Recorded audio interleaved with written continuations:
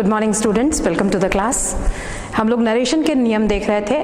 कल आप लोगों ने देखा rule 1, rule 2, A, B and C, जिसमें रूल 1 में हमने कल देखा नरेशन में कि अगर हम रिपोर्टिंग वर्ब को प्रेजेंट या फ्यूचर टेंस में रखते हैं तो रिपोर्टेड स्पीच के टेंस में कोई भी चेंजेस नहीं आते।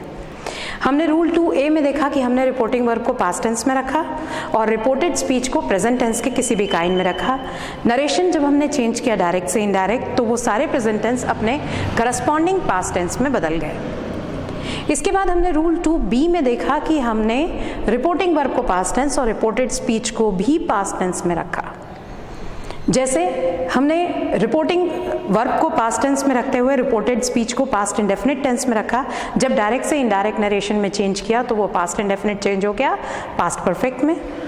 लाइकवाइज पास्ट कंटिन्यूअस चेंज हो गया पास्ट परफेक्ट कंटिन्यूअस टेंस में। डायरेक्ट नरेशन में जो पास्ट परफेक्ट और पास्ट परफेक्ट कंटिन्यूअस टेंस था उसमें किसी भी प्रकार का कोई परिवर्तन नहीं हुआ।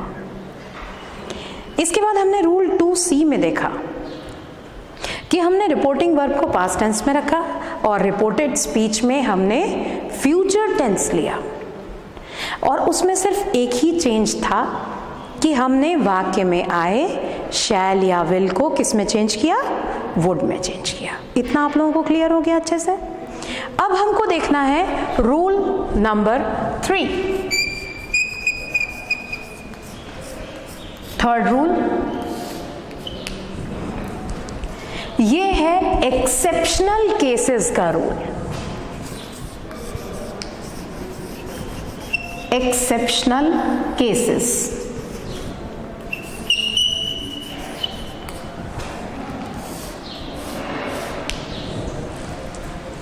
ये स्टेटमेंट्स, ये जो केसेस मैं आपको बता रही हूं, ये अगर रिपोर्टेड स्पीच में आते हैं तो भले ही रिपोर्टिंग वर्ब पास्ट टेंस में रहे, आप इसको हिंदी में अपवाद लिख सकते हैं। अपवाद समझते हैं ना, एक्सेप्शन, इस पे पास्ट टेंस वाला रूल लागू नहीं होता। ये स्टेटमेंट्स अगर रिपोर्टेड स्पीच में आते हैं तो भले ही रिपोर्टिंग वर्ब पास्ट टेंस में ही क्यों ना हो, जब आप डायरेक्ट से इनडायरेक्ट नरेशन बनाएंगे तो इनके टेंस में कोई भी चेंज नहीं करेंगे। आपको टेंस में परिवर्तन नहीं करना है अगर ये अपवाद केस की आप बात करेंगे। आ रहा है समझ में? जैसे कौन कौन से अपवाद केस हैं, कौन कौन से एक्सेप्शनल केसेस हैं, आप नोट कर लीजिए। यूनिवर्सल ट्रुथ,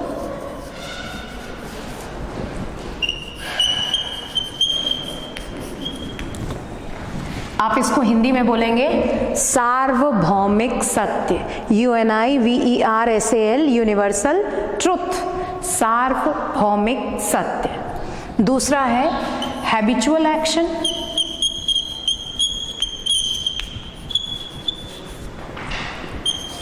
किसी की आदत के बारे में जब आप बात करेंगे, ठीक है, किसी की आदत के बारे में बात होगी तो ये भी अपवाद है। आप जब आप इसको डायरेक्ट से इनडायरेक्ट में चेंज करेंगे तो टेंस में there will be no change. Likewise historical event, historical event,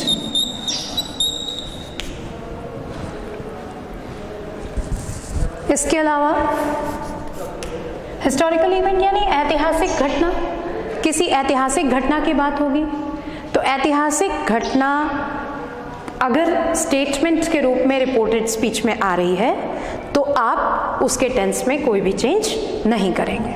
उसी तरह से प्रोवर्ब्स, जिनको आप हिंदी में बोलते हैं मुहावरे, मुहावरे अगर रिपोर्टेड स्पीच में हैं तो आप डायरेक्ट से इनडायरेक्ट नरेशन बनाते समय कोई भी चेंजेस नहीं करेंगे। उसी तरह से कस्टम्स, रीति रिवाज, हम किसी कस्टम की बात करें, किसी रीति रिवाज की बात करें तो उसमें भी भले ही रिपोर्टिंग वर्ब पास्ट टेंस में रहेगी, आप रिपोर्टेड स्पीच के टेंस में कोई परिवर्तन नहीं करेंगे। और लास्ट है इमिनेंट happening,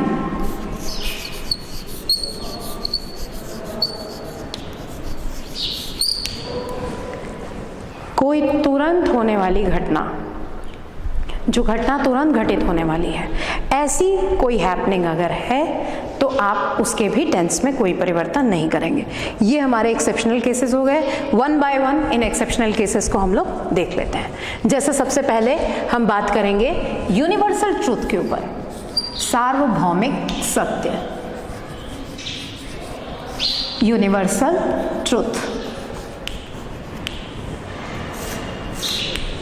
कैसे स्टेटमेंट्स को हम यूनिवर्सल ट्रूथ में लेते हैं? जैसे the teacher said to the students,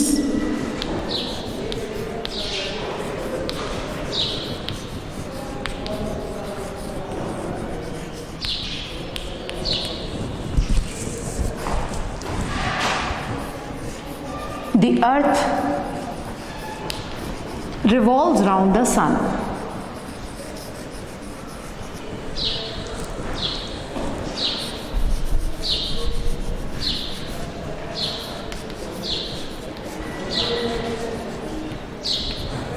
The teacher said to the students, the earth revolves round the sun. पृथ्वी सूर्य का चक्कर लगाती है। अब पृथ्वी सूर्य का चक्कर लगाती है, यहाँ said to the students past tense है, यहाँ पर प्रेजेंट टेंस है। तो अगर मान लीजिए हम इसको पास्ट टेंस में बदलेंगे तो ये क्या हो जाएगा? शिक्षक ने विद्यार्थियों से कहा पृथ्वी सूर्य का चक्कर लगाती थी, तो लगाती थी तो गलत हो जाएगा ना, इसलिए इसके टेंस में कोई भी चेंजेस नहीं होंगे। आप इसको लिखेंगे इस तरह से, the teacher told the students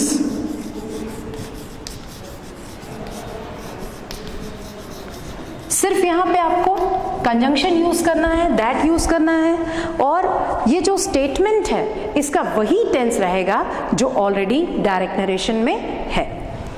The teacher told the students that the earth revolves round the sun.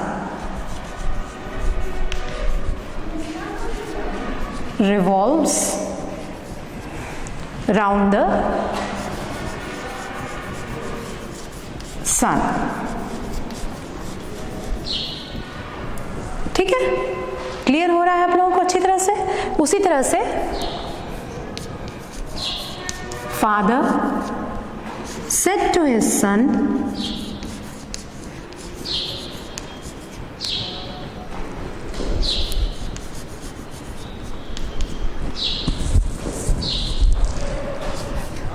the sun rises in the east. सूर्य पूर्व से उदय होता है। अब सेड टू हिज सन है, पास्ट टेंस है, अगर हम इसको भी पास्ट में बदल देते हैं, the sun rose in the east, इसका मतलब क्या हो जाएगा? सूर्य पूर्व से उदय होता था। तो ये चूंकि यूनिवर्सल ट्रुथ है, तो यूनिवर्सल ट्रुथ में रिपोर्टेड स्पीच के टेंस में कोई चेंज नहीं होता जब आप डायरेक्ट नरेशन से इनडायरेक्ट नरेशन बनाते हैं। तो ये किस तरह से हो जाएगा? Father told his son that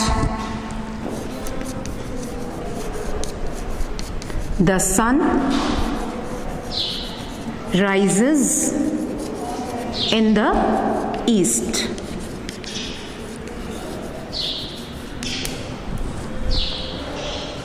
समझ में आ रहा है अच्छी तरह से?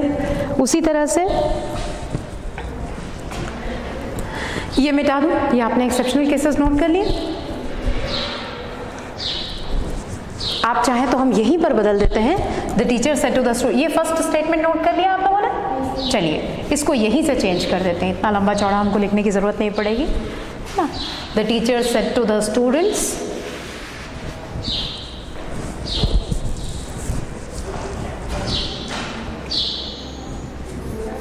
gold is a precious metal.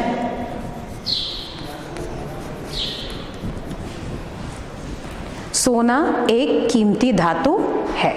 ठीक है, चलिए अब अगर यहाँ पे हम गोल्ड वॉज करते हैं तो क्या हो जाएगा? सोना एक कीमती धातु थी, तो गलत हो जाएगा। आज भी सोना एक कीमती धातु है, तो इसको एज इट इज रहने दीजिएगा। The teacher told the students that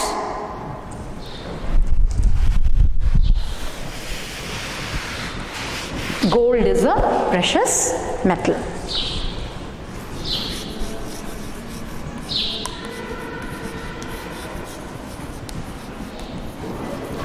Precious metal. इसी तरह से father said to his son, यहां मिटा दो,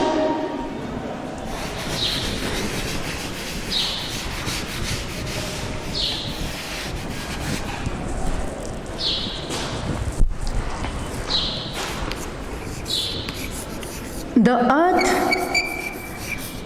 is a big magnet. पृथ्वी एक बहुत बड़ा चुंबक है। The earth is a big magnet. अगर इसको आप अर्थ वॉज करते हैं तो गलत हो जाएगा, है ना? यूनिवर्सल ट्रूथ है, इसको भी एज इट इज रहने देंगे। Father told his son that the earth is a big magnet.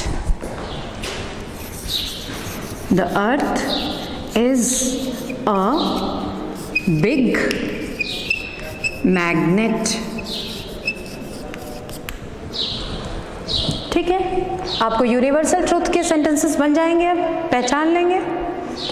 जो चीजें शाश्वत सत्य हैं, जो हमेशा सही है, ऐसे स्टेटमेंट्स अगर रिपोर्टेड स्पीच में आते हैं तो वो एक्सेप्शनल केसेस माने जाएंगे, और एक्सेप्शनल केसेस का टेंस चेंज नहीं होता, भले ही आपकी रिपोर्टिंग वर्ब पास्ट टेंस में हो। आगे समझ में अच्छी तरह से बन जाएगा।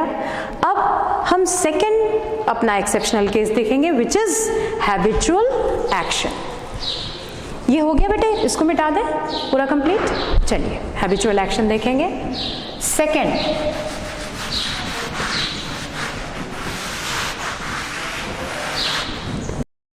Habitual action.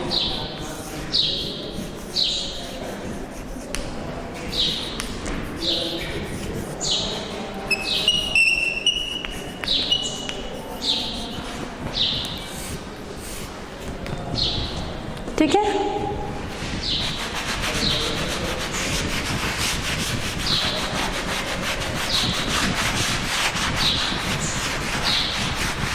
किसी की आदत के बारे में बात है ना, वो आदत चाहे प्रेजेंट में हो चाहे पास्ट में हो, लेकिन आप उसको जिस टेंस में है उसको रहने दीजिए, आप उसमें कोई भी चेंजेस नहीं करेंगे, है ना।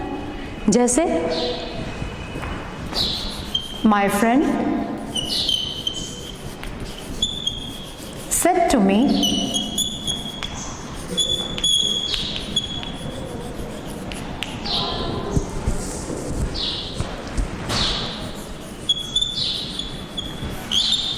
every day I drink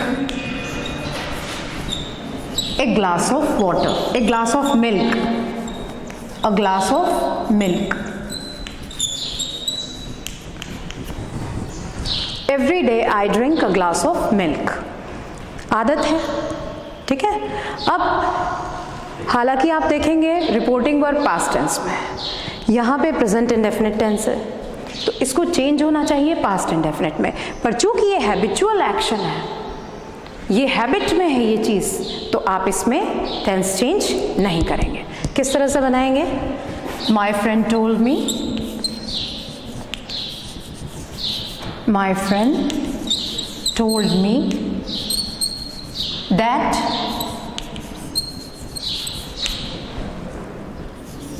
every day,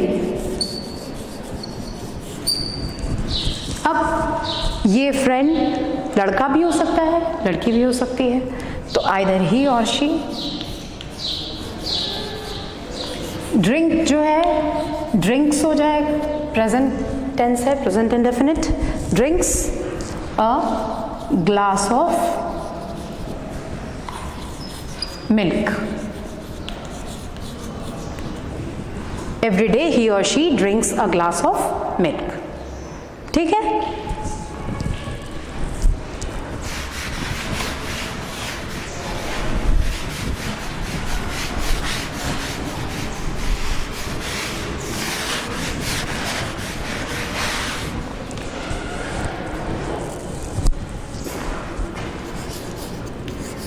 I said to him,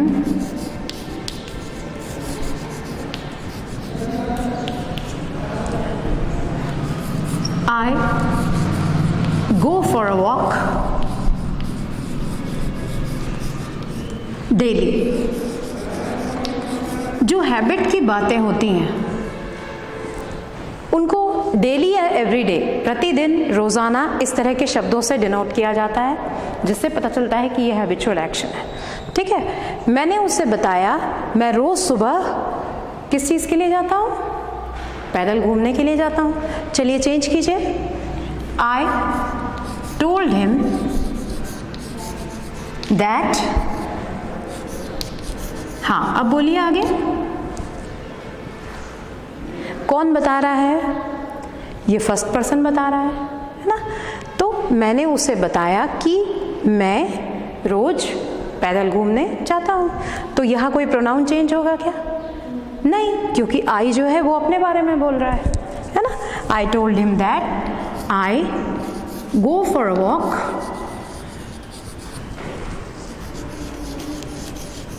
daily.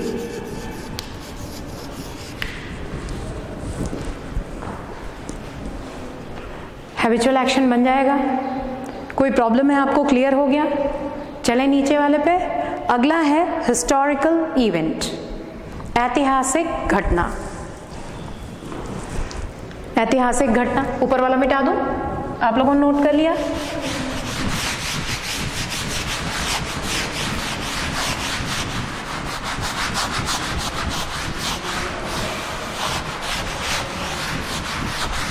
Historical event, ऐतिहासिक घटना।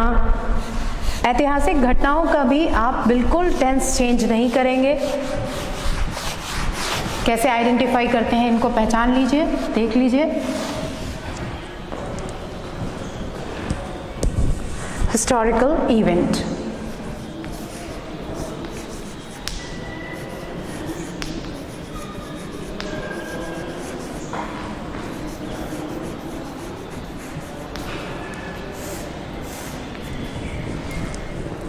जैसे ये भी टीच की जाने वाली चीज़ें हैं, बताई जाने वाली चीज़ें टीचर के द्वारा अपने स्टूडेंट्स को या फादर के द्वारा अपने बच्चों को। तो हम उसी तरह से इन सेंटेंसेस को लेते हैं। जैसे the teacher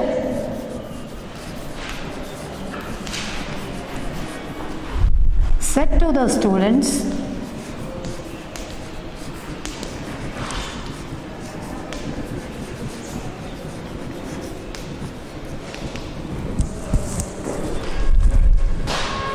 India became independent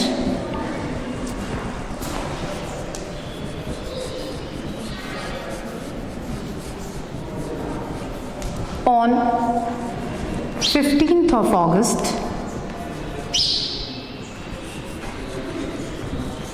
1947।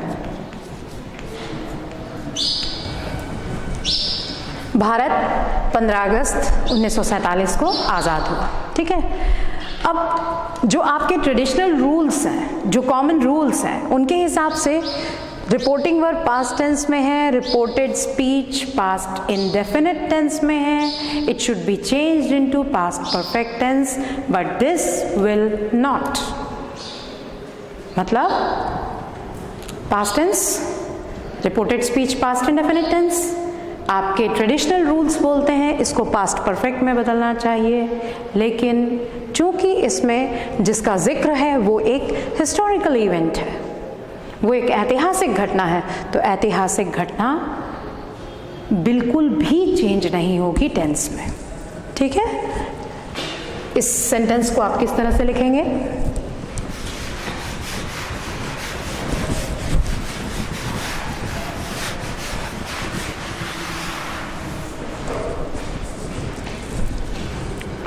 The teacher told the students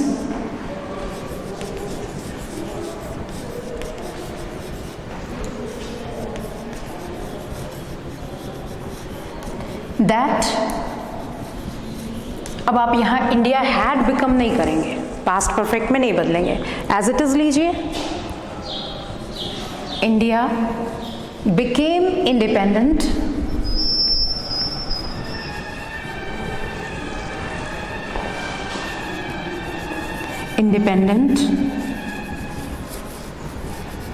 on 15th of August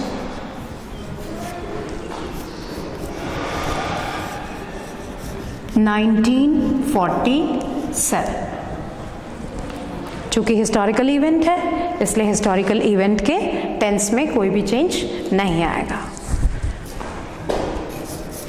I said to my little brother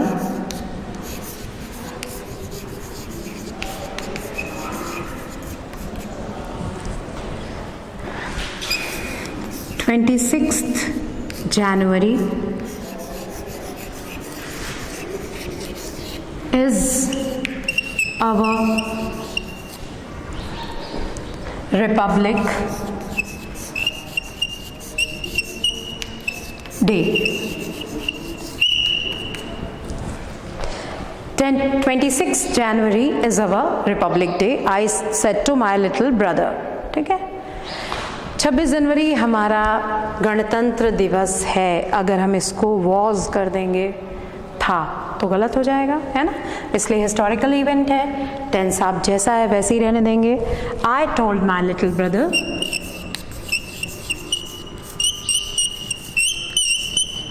I told my little brother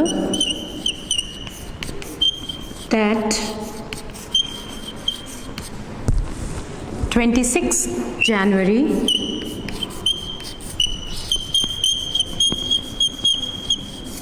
is our Republic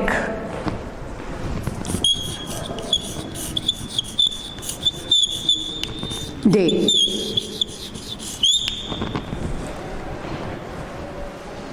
okay, जहाँ हिस्टोरिकल इवेंट्स के बारे में बात होगी तो historical events के tense में कोई भी चेंज नहीं होगा। ओके, अब इसके बाद में अगला जो हमारा एक्सेप्शनल केस है दैट इज प्रोवर्ब। तो प्रोवर्ब को जानने के लिए पहले आप ये ध्यान कीजिए, आपने हिंदी में मुहावरे सुने होंगे कई प्रकार के, तो जो मुहावरे होते हैं अगर वो मुहावरे रिपोर्टेड स्पीच में आ रहे हैं आप टेंस में कोई भी चेंजेस नहीं करेंगे। याद कीजिए एक दो मुहावरा और मुझे बताइए।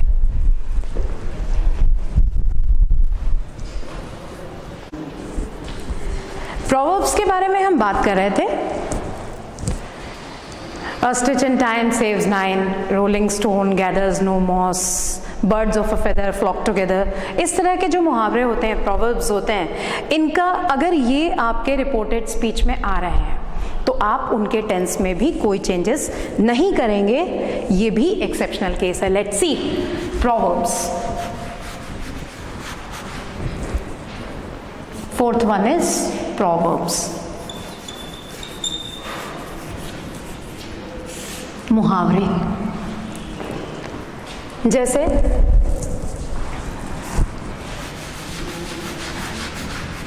हम बोलने वालों को वही रहने देते हैं, स्पीकर्स बोलने और सुनने वालों को, सिर्फ हम यहाँ पे प्रोवर्ब चेंज डाल देते हैं। To save time the teacher said to the students,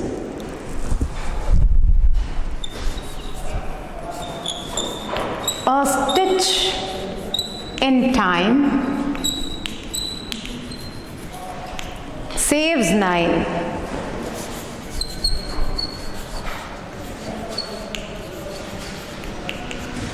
समय पे लगाया हुआ एक टांका आपके 9 टांकों की बचत करता है।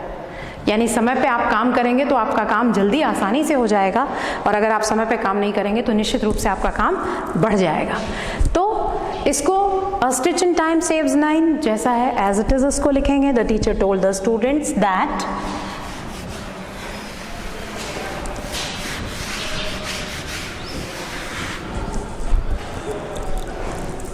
a stitch in time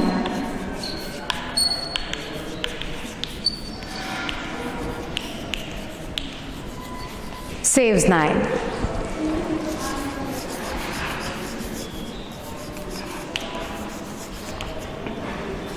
A stitch in time saves 9.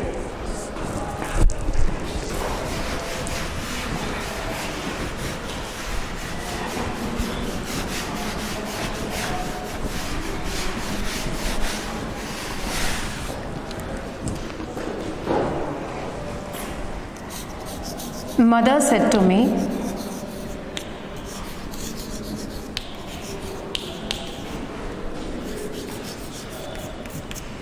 too many cooks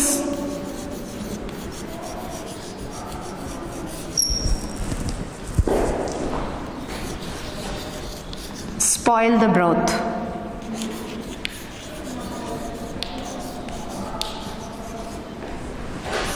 बहुत सारे मिलके खाना बनाते हैं तो खाना सत्यानाश हो जाता है. Too many cooks spoil the broth. ये भी मुहावरा है, आपको इसमें कोई चेंज नहीं करना है. Mother told me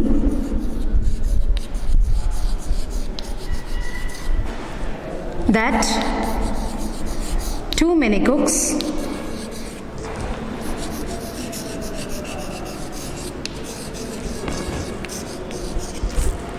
spoil the broth.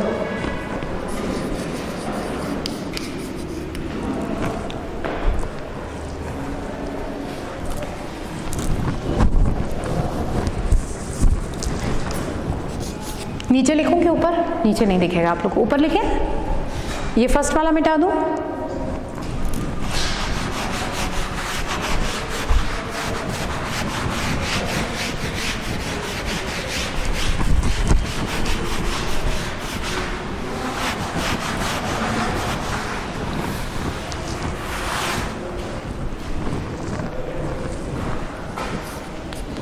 Father said to his son,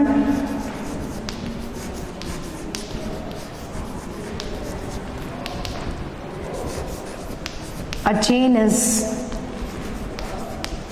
no stronger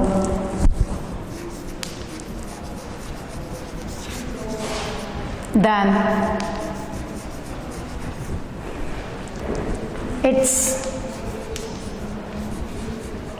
weakest link.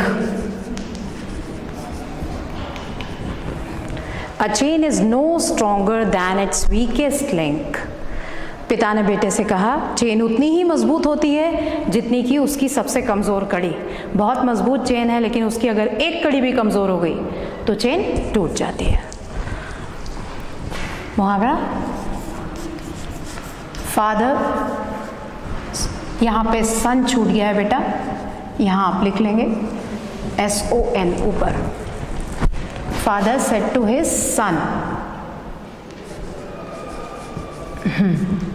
ठीक है, और सन के बाद में कॉमा आ जाएगा. Father told his son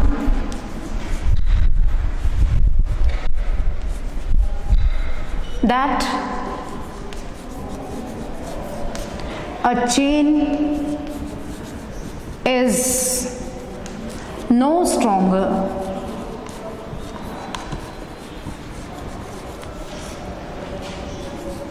than its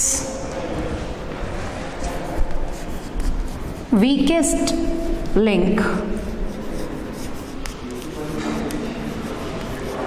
तो ये जो हम लोगों ने देखे ये सब मुहावरे थे. इसके अलावा और भी हैं, birds of a feather flock together. और ये मुहावरे अगर रिपोर्टेड स्पीच में आते हैं तो आप इनके टेंस में कोई भी चेंज नहीं करेंगे. ठीक है. अगला है हमारा कस्टम्स. प्रोवर्ब्स में आपको कोई प्रॉब्लम है? बना लेंगे प्रोवर्ब्स, क्लियर हो जाएंगी. जो नेक्स्ट एक्सेप्शनल केस है चलिए उसको देखते हैं. दैट इज कस्टम्स, रीति रिवाज।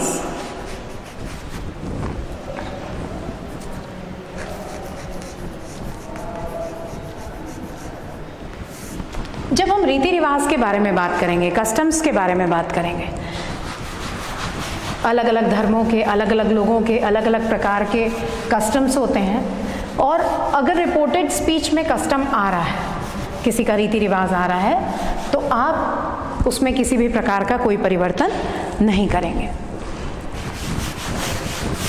जैसे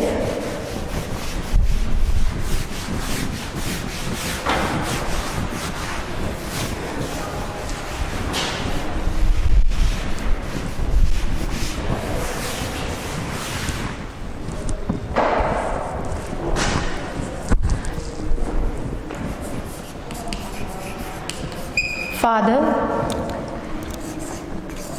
said to me,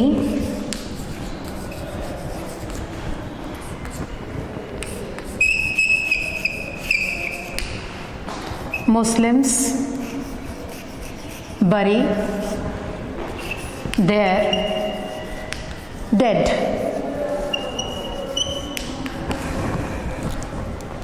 Father said to me, Muslims bury their dead.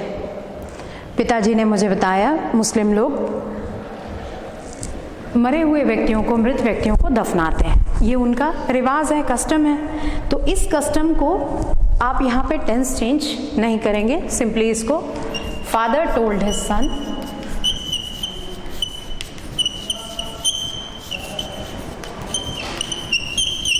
That Muslims bury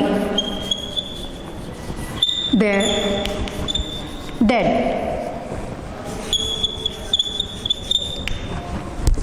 इसी तरह से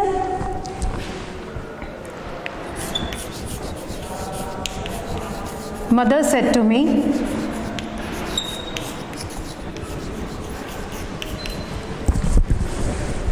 six wear turbans.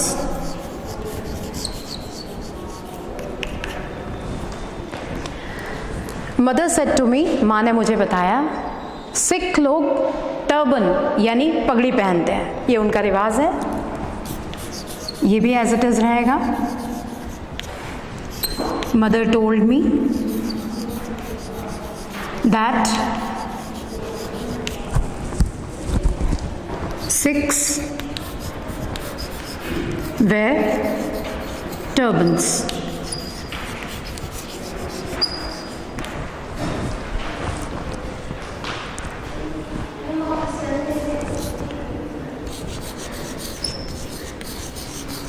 My elder brother said to me,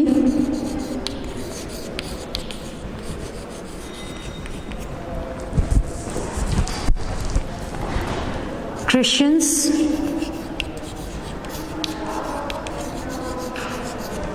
wear cross.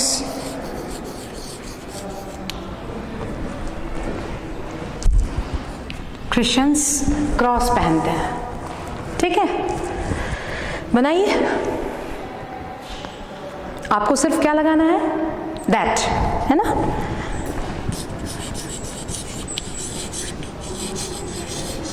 My elder brother told me that Christians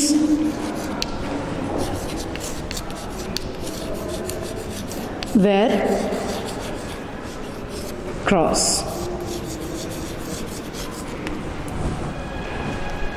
ठीक है, बन जाएगा customs. इसी type से Christians go to the church, Hindus go to the temple, ये सब कस्टम्स में आएंगे। और अगर इस तरह के सेंटेंसेस आपके रिपोर्टेड स्पीच में हैं तो आपको इसके टेंस चेंज करने की कोई आवश्यकता नहीं है। Now the last one is imminent happening. अगर आप लोगों ने इसको कंप्लीट कर लिया हो तो मैं मिटा दूं। फर्स्ट कंप्लीट हो गया है ऊपर वाला, चलिए next one is imminent happening.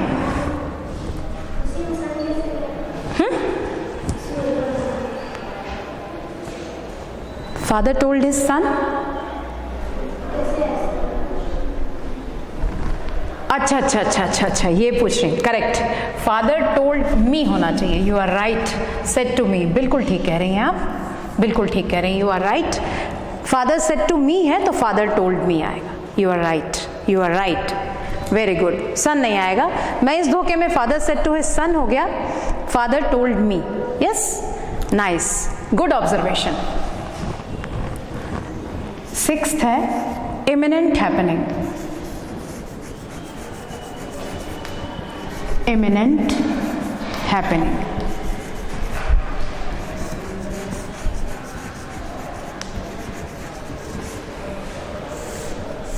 एक घटना जो तुरंत होने वाली है. इसको पहचानने का एक सबसे अच्छा तरीका है कि इसमें गोइंग टू फ्रेज, कोई काम आप करने जा रहे हैं, इसका इस्तेमाल अक्सर किया जाता है. हम ऐसा करने जा रहे हैं, है ना. ऐसा करने जा रहे हैं मतलब ये हो गया कि ये काम अब तुरंत होने वाला है. इमिनेंट का मतलब भी ही होता है तुरंत होने वाली घटना. हैपनिंग यानी घटना, इमिनेंट तुरंत. तो जो काम बिल्कुल होने वाला है, ऐसे कामों को अगर रिपोर्टेड स्पीच में शो कर रहे हैं, अगर रिपोर्टेड स्पीच में इस तरह की बातें हैं, तो आप डायरेक्ट से इनडायरेक्ट नरेशन बनाते समय टेंस में कोई चेंज नहीं करेंगे. इतना क्लियर हुआ? मिटाओ इसको. चलिए,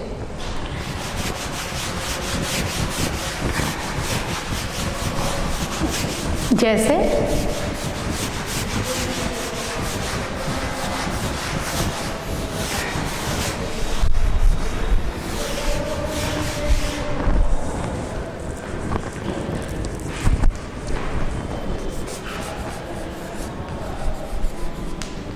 my neighbor said to me,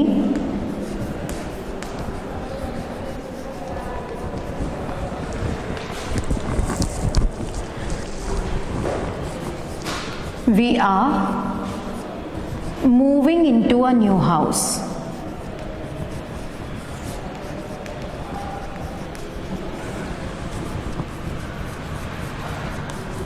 हम एक नए घर में जा रहे हैं. We are moving into a new house, my neighbour said to me. ठीक है, हम एक नए घर में जा रहे हैं, नए घर में शिफ्ट हो रहे हैं. ये घटना इमिनेंट है, होने वाली है तत्काल. ठीक है, तो इसमें जब आप इसका नरेशन चेंज करेंगे तो रिपोर्टेड स्पीच के टेंस में कोई भी चेंज नहीं होगा. जैसे my neighbor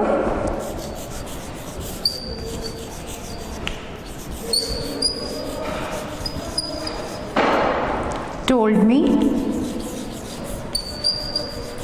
that.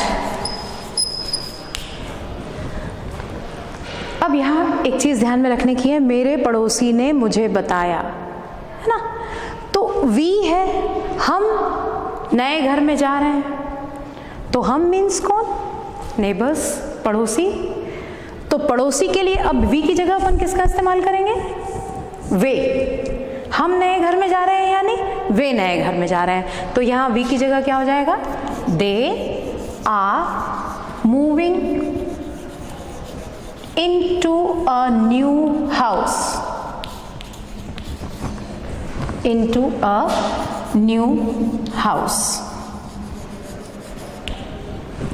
ठीक है, उसी तरह से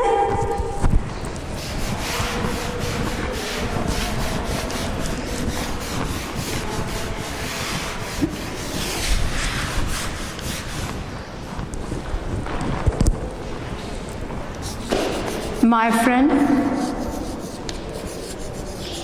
said to me,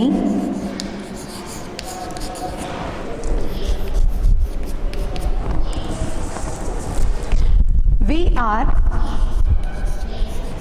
या आई एम कर दीजिए, एक ही दोस्त है इसका, तो वी करेंगे आपको. आई am going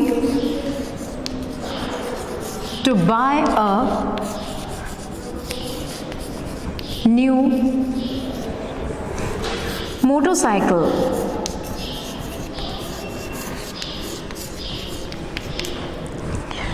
My friend said to me, I am going to buy a new motorcycle. I am going to buy, going to जा रहा हूँ खरीदने एक नई मोटरसाइकिल. इमिनेंट हैपनिंग है, तुरंत होने वाली है. आप ये सोच के कि यहाँ पास्ट टेंस में है, रिपोर्टिंग वर्ब, आप इसको पास्ट में चेंज नहीं करेंगे. It will be remain in present tense. ये हो जाएगा my friend told me that. अब देखिए, फ्रेंड ने मुझसे कहा I am going to buy, है ना, माने जो मेरा दोस्त है वो मुझसे कह रहा है ना. तो आई की जगह यहाँ पे क्या आ जाएगा? मैं, माने मैं खरीदने जा रहा हूं, मतलब वह खरीदने जा रहा है ना. तो यहाँ क्या हो जाएगा? ही. अब एम आएगा क्या ही के साथ? प्रेजेंट टेंस में क्या आएगा? इज, है ना. He is going to buy a new motorcycle.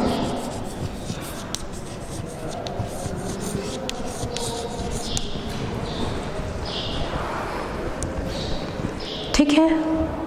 Exceptional cases आप लोग को क्लियर हो रहे हैं? इसमें कोई प्रॉब्लम है? बन जाएगा अच्छी तरह से. तो इस तरह से ये पूरे एक्सेप्शनल केसेस थे. इसके बाद में अब जो नेक्स्ट क्लास में हम देखेंगे, अभी तक आपने देखा कि असर्टिव सेंटेंसेस को, यानी एफर्मेटिव सेंटेंसेस या नेगेटिव सेंटेंसेस को हम किस तरह से नरेशन उनका चेंज करते थे. Now we shall see how we change the narration of interrogative sentences and imperative sentences. Thank you very much.